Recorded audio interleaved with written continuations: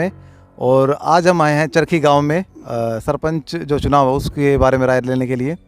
और चरखी गांव में आने का हमारा जो फैसला वो क्यों हुआ, क्योंकि चरखी दादरी जो है ज़िला वो बिना चरखी गांव के अधूरा है।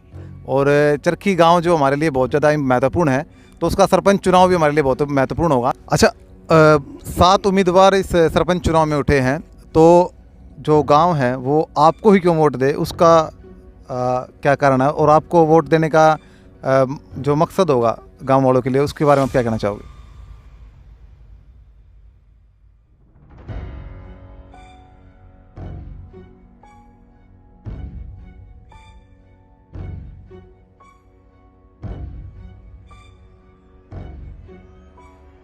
चरखी गांव के सरपंच बनते हैं तो ये आदर्श गांव के सरपंच बनेंगे। तो आदर्श गांव के सरपंच बनने के बाद आप सबसे पहले कौन सा काम गांव में करवाएंगे?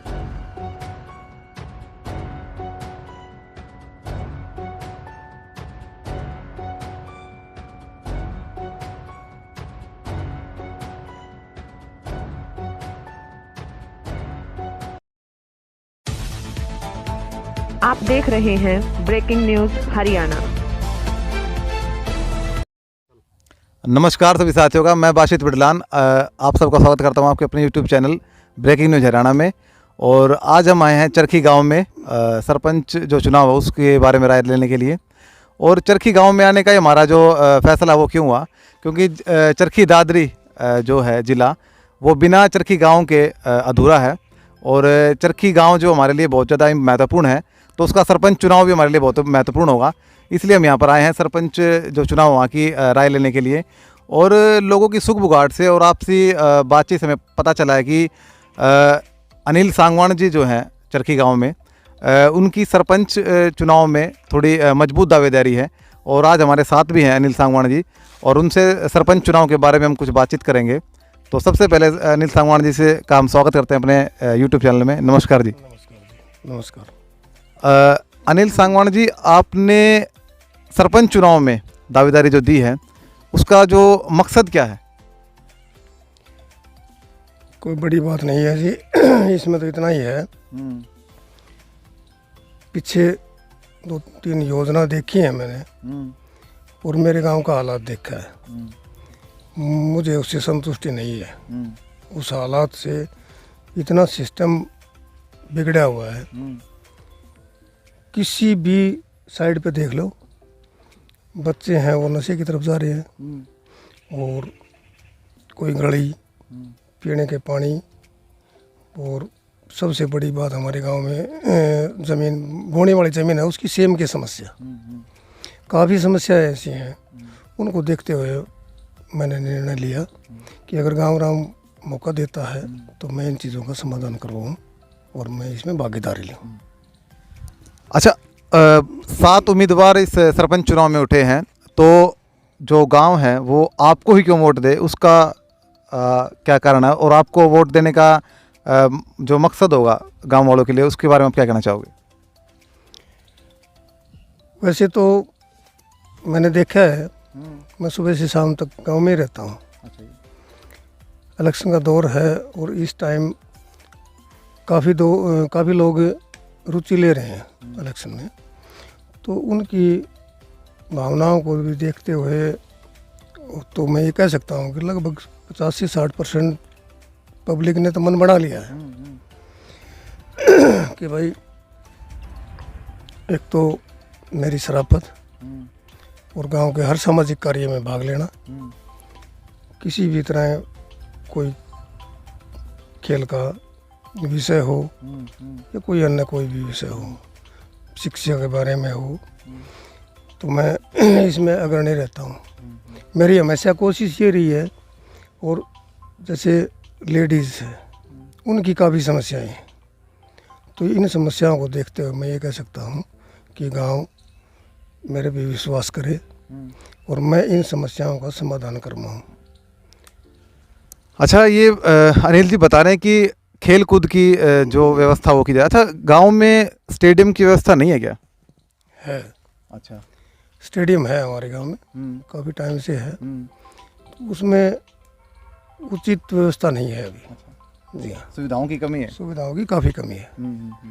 तो बच्चे रुचि भी बहुत ले रहे हैं। जैसे हमारे गांव में फुटबॉल का सबसे बड़ा हब बना हुआ है। एक दो बच्चों ने अपनी जो पोजीशन है वो अच्छे तरीके से गांव के नज़रिए में लेके आए हैं, मेडल वगैरह भी लेके आए हैं। तो उस आधार पे जो सुविधा उनको मिलनी चाहिए वो नहीं मिल पाई है अभी तक। अच्छा, गांव में स्कूल तो है लेकिन कॉलेज नहीं है। अच्छा, कॉलेज की मैं बात कर रहा हूँ तो भाई गांव में कॉलेज क्यों? भाई 6000 वोटों से घिरा हुआ है जो हमारा चरखी गांव है, बहुत बड़ा गांव है, तो इसमें कम से कम एक कॉलेज की तो होने की आवश्यकता ज़रूरी है। और चलो मान लो अगर वो पूरा लड़के और लड़कियों का कॉलेज ना हो तो लड़कियों कॉलेज तो बहुत ज़रूरी है, उसके बारे में आप क्या कहना चाहोगे? लड़कियों का तो जी अति कंपलसरी होना चाहिए। उसके लिए ये आज का माहौल को देखते हुए बच्चा बाहर लड़की बाहर पढ़ने के लिए जा रही है तो वो माहौल इतना अच्छा नहीं है, उचित माहौल नहीं है। तो गांव में ये व्यवस्था हो जाए तो इससे बेटर कुछ भी नहीं है, होना चाहिए, ये कंपलसरी होना चाहिए। और मुझे मौका मिलेगा तो इसके लिए मैं पुरजोर आवाज़ उठाऊंगा और 100% मैं ये विश्वास भी दिलाता हूँ कि कॉलेज बनवाने के लिए कुछ भी करवाना पड़े मैं इसको सिरा चढ़ा के छोड़ूंगा। हाँ जी। अच्छा, कॉलेज के बाद भाई गांव में एक समस्या और है जो मैंने सुनी है लोगों से कि गांव में सीवर व्यवस्था ही नहीं है, उसके बारे में आप क्या कहना चाहोगे? सीवर व्यवस्था जैसे पहले सरपंच होया करते, उन्होंने एक नाला वगैरह तो कुछ बनवाया था पर वो सही तरीके से नहीं बनवाया गया। उसको इतना डैमेज सिस्टम से जोड़ दिया अच्छी तरह से, ना तो उस गली का पानी उसमें डल पाया और ना ही उस गली का पानी निकल पाया। वहाँ इतना पानी भरा हुआ है कि आने जाने वाले लोग इतनी परेशानी उठा रहे हैं और इतनी दुखी हो रहे हैं। जो बाहर से जो लोग आ रहे हैं वो भी ये मान लो कि इतना बड़ा गांव होते हुए और 40 का सिर मोड़ मानते हैं हमारे गांव की चरखी को, बोलते हैं कि ऐसी व्यवस्था हमने कहीं नहीं देखी। तो उसके लिए सीवर व्यवस्था का जो अभी जैसे मुख्यमंत्री जी ने यहाँ दादरी में घोषणा की है तो उसमें भी उन्होंने अलग से बजट दिया है।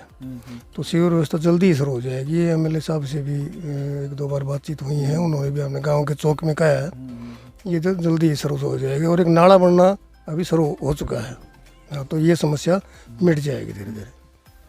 और यदि भगवान इन पर मेहरबान होते हैं और भगवान की कृपा से यदि ये चरखी गांव के सरपंच बनते हैं तो ये आदर्श गांव के सरपंच बनेंगे। तो आदर्श गांव के सरपंच बनने के बाद आप सबसे पहले कौन सा काम गांव में करवाएंगे? ये आपने उचित सवाल किया है। बिल्कुल आदर्श गांव में हमारा गांव आया है अभी, तो उसके लिए मैं हमारे सरकार को भी धन्यवाद देना चाहूँगा कि गांव के हालात जल्दी सुधरेंगे इसमें और कुछ अलग से व्यवस्थाएं होंगी जो हमारे गांव के लोगों को उसका फ़ायदा उठाने को मिलेगा। तो इसमें मैं स्टार्ट में तो ये कहना चाहूँगा सबसे बड़ी समस्या पानी की, पीने के पानी की उचित व्यवस्था नहीं है हमारे गाँव। डिग्गी है वो छोटी है, उससे पूर्ति नहीं हो पा रही। तो उसके लिए डिग्गी का भी प्रावधान आया हुआ है, उसका भी लगभग टेंडर होने वाला है या हो चुका होगा। और मेरा दूसरा काम ये रहेगा कि गांव में जो सेम है ना तो मजदूर को मजदूरी मिल पाएगी, अगर जमींदार ज़मीन ही अपने नहीं बो पाएगा टाइम पे तो उसके लिए किसान और मजदूर वर्ग दोनों ही परेशानी में होते हैं। तो सेम के लिए कुछ से एक तो जैसे एमएलए साहब ने बताया अभी पिछले दिन चौक में हमारे कुछ एक तो प्रावधान होया है वो, और बाकी मैंने सुना है कि 7-8 ट्यूबवेल की व्यवस्था और हुई है, वो भी होगा। और मेरा ये पहला करते हुए होगा कि ज़मीन को अच्छी तरह से बोने के लिए सेम की समस्या को हटाया जाए। उसके लिए कुछ भी करना पड़े, हर संभव प्रयास, हर कोशिश, वो पहली प्राथमिकता होगी। रही बात बिजली पानी की, शिक्षा की, खेलों की, और काफ़ी समस्याएं हैं, बहुत समस्याएं हैं, ये प्राथमिकता के तौर पर ही करवाई जाएंगी। जी हाँ। अच्छा, ये सारी बातें होने के बाद एक बात और जो अपने लोगों से सुनी है कि चरखी गांव के इतिहास में जो सरपंची चुनाव उसके इतिहास में पहली बार ऐसी घटना हुई है कि जो पूरा पान्ना और इतने सारे परिवार मिलकर एक उम्मीदवार को के लिए वोट मांग रहे हैं, तो इतिहास में इतनी बड़ी घटना होने के जो इतनी बड़ी घटना हुई है उसके बारे में आप क्या कहना चाहोगे? उसके लिए सबसे बड़ा तो मैं धन्यवाद देना चाहूँगा। मेरा कुनबा परिवार बहुत बड़ा है और उन्होंने मेजोरिटी के साथ मेरे लिए आवाज़ उठाई है। गांव में वोट की अपील करी है। तो मैं मेरे परिवार को और मेरे पन्ने को और गांव के सभी भाइयों से ये अपील करता हूँ कि एक मौका मेरे को दिया जाए। मैं हर समस्या को प्राथमिकता के तौर पर और हर आदमी से गांव के चौक में बैठकर उसको अच्छी तरह से निपटाने का कार्य करूँगा। ये मेरी प्राथमिकता रहेगी। और मैं जो आप बोल रहे हैं कि ये पन्ना वगैरह इकट्ठा होना और इसका श्रेय मैं बाबा ठाड़े श्री महाराज और गांव वालों को देना चाहूँगा कि उन्होंने मेरे लिए जो वोट की अपील करी है वो सभी धन्यवाद के पात्र हैं। तो अच्छा, एक चीज़ और कि भाई जब हम गांव से बाहर जाते हैं, मान लो अगर चरखी गांव से हम बाहर निकलते हैं, तो भाई चरखी गांव से बाहर निकलते हैं तो हमने काफ़ी बार देखा है कि जो दूसरे गांव हैं या फिर और जगह हैं, वहाँ पर जो जोड़ है वहाँ पर पशुओं के नहलाने की और पानी पिलाने की उचित व्यवस्था है, लेकिन इस गांव में मैंने ये व्यवस्था देखी नहीं, और जिसमें आदर्श गांव ये कहलाता है। तो उस बारे में आप क्या कहना चाहोगे नील जी? उसके लिए एक व्यवस्था अलग से बनवाई जाएगी। पीने का पानी पशुओं का अलग से रखा जाएगा। गांव का गंदा नाली का पानी आ रहा है उसको अलग से रखा जाएगा। तो जब ये व्यवस्था तब हो पाएगी, वो दोनों पानी अलग अलग होंगे। दूसरा, उनका जोड़ों का साइड दीवार अच्छी तरह से पशुओं का उतरने का खुरा वगैरह, इसके लिए अलग से अपने गांव में बजट आया हुआ है। तो हर जोड़ का सौंदर्यीकरण और अच्छी पानी पीने की पशुओं की अच्छी व्यवस्था। और एक हमारा दूसरा जो एक मुद्दा और है हमारे यहाँ जो दाह संस्कार का, अच्छा, तो उसका भी एक अलग से मुद्दा है। उसको भी अच्छी तरह से बैठ के निपटाया जाएगा गांव के चौक में। उसके लिए भी वहाँ पीने के पानी, लकड़ियों की व्यवस्था, चार दीवारी। और इससे अलग एक समस्या और है, हमारे जो खेतों का रास्ता है वो बिल्कुल कम है, संकीरा है। तो उसके लिए हर रास्ता कोशिश ये रहेगी पक्का भी हो जाए, और वो पूरा जो जितना 27 फुट का है 16.5 फुट का है उसकी पैमाइश में उतना ही हो, अच्छी तरह से लोगों एक दूसरे का आवागमन हो। तो उन रास्तों के लिए भी मेरी प्राथमिकता ही रहेगी। तो साथियों, ये थे अनिल सांगवान जी, जो चरखी गांव में सरपंच पद के उम्मीदवार हैं। और आपकी राय क्या है इनके लिए और क्या आप इनके बारे में कहना चाहेंगे वो आप कमेंट बॉक्स में बताइए हमें। और यदि आपको ये वीडियो अच्छी लगे तो वीडियो को लाइक कीजिए, और इसी प्रकार की वीडियो को देखने के लिए चैनल को सब्सक्राइब कीजिए, और ज़्यादा से ज़्यादा इस वीडियो को शेयर कीजिए। और लास्ट में एक और जो है बात मैं अनिल जी से कहना चाहूँगा कि आप जो चरखी गांव की जनता, उनके लिए आप जो आखिर में इस वीडियो के क्या मैसेज देना चाहोगे? मैं गांव के हर बुजुर्ग से, नौजवान से, बच्चे से, माता बहनों से अपील करना चाहूँगा कि मेरे को एक मौका दिया जाए। मैं आपकी एक एक वोट को ज़ाया नहीं जाने दूंगा। आपका हर वोट मेरे लिए कीमती है।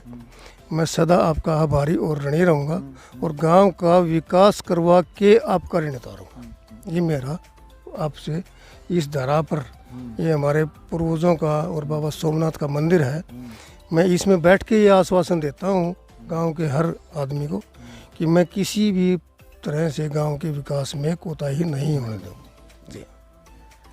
तो भाइयों, हमने सारी बातें कर ली हैं अनिल जी से। तो भाई, अगर आपको इस प्रकार की वीडियो और देखनी है तो हमें इस वीडियो को शेयर कीजिए और हमारे इस चैनल को सब्सक्राइब कीजिए, और वीडियो को लाइक कीजिए, और कमेंट बॉक्स में बताइए कि आप की राय क्या है अनिल जी के बारे में। तब तक के लिए जय हिंद, जय भारत, जय हरियाणा, भारत माता की जय।